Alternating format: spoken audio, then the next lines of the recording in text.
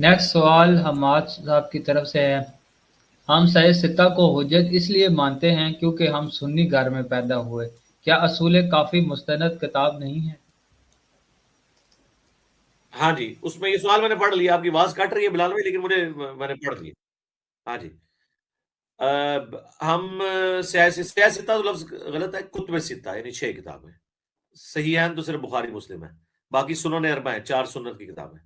ہم سنی گھرانے میں پیدا ہوئے، کیا اصول الکافی مستند کتاب نہیں تو مانے اصول الکافی کو، ہمیں تو کوئی اعتراض نہیں ہے۔ ہمیں مسئلہ یہ ہے کہ عقیدے کی بنیادی کتاب قرآن ہے، قرآن کے بعد سنت کی طرف آئے، اور کوئی عقیدہ ہمیں مجبور نہیں کرتا کہ ہم یعنی قرآن کے خلاف رکھ لیں کسی سنت یا حدیث کی بنیاد کے اوپر، بلکہ اصول الکافی کے تو مقدمے میں امام جعفر علیہ السلام کا قول موجود ہے کہ ہمارا بھی کوئی قول تمہیں پہنچے جو قرآن کے خلاف ہو تو اسے چھوڑ دو۔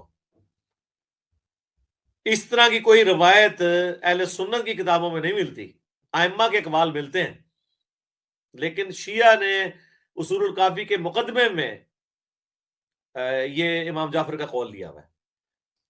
تو عقیدوں کی بنیاد یہ ہے، باقی ٹھیک ہے آپ مانیں اصول الکافی سے بھی لیں چیزیں جو قرآن کے مطابق ہے وہ آپ لیں۔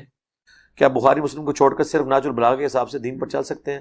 قرآن اور نہج البلاغہ، جی سب سے پہلے تو قرآن پہ چلیں نا جی، پھر جس کے اوپر آپ مرضی چلیں جو آپ کا دل ٹھکتا ہے، قرآن پہ چلیں پہلے۔